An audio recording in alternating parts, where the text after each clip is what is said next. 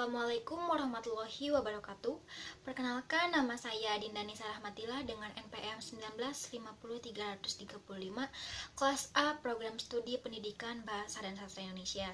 Video ini dibuat untuk memenuhi salah satu tugas dari mata kuliah Psikologi Pendidikan mengenai layanan bimbingan dan konseling. Nah, apa sih layanan bimbingan dan konseling itu?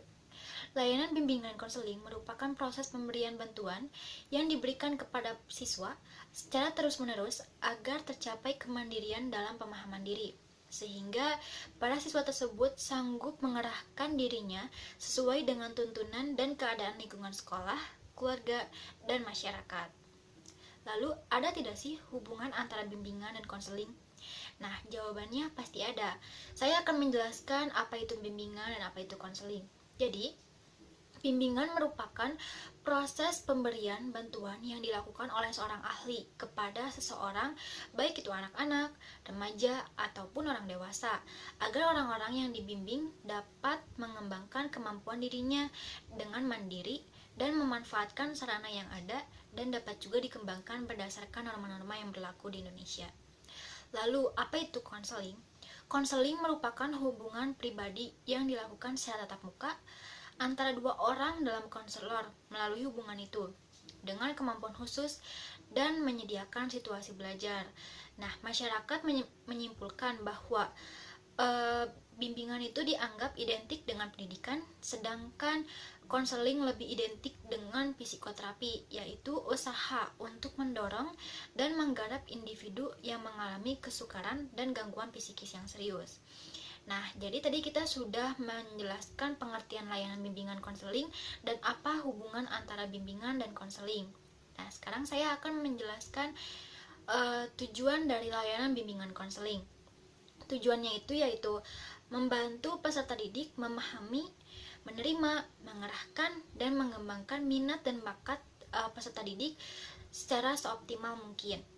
Nah, lalu apa sih fungsi dari layanan bimbingan dan konseling?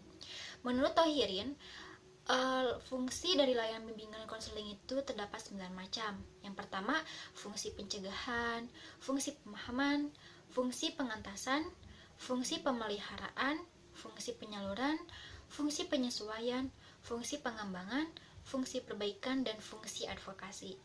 Lalu yang terakhir adalah saya akan menjelaskan satu contoh dari layanan bimbingan konseling. Di sini saya mengambil layanan orientasi. Layanan orientasi merupakan layanan yang membantu siswa untuk mengenal dan memahami keadaan dan situasi yang baru dimasukinya. Saya mengambil satu contoh seperti peserta didik yang baru memasuki lingkungan yang baru biasanya masih merasa canggung ataupun merasa bingung karena harus menyesuaikan diri di suatu keadaan yang baru dimasukinya.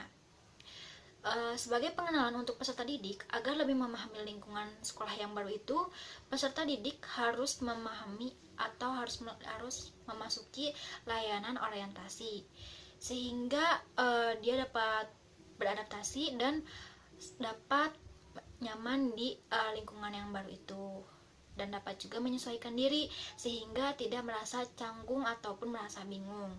Nah, cukup sekian presentasi yang dapat saya sampaikan. Mohon maaf apabila banyak kesalahan dan semoga saja penjelasan saya yang tadi sudah saya jelaskan dan sudah saya paparkan dapat jelas mungkin. Terima kasih. Wassalamualaikum warahmatullahi wabarakatuh.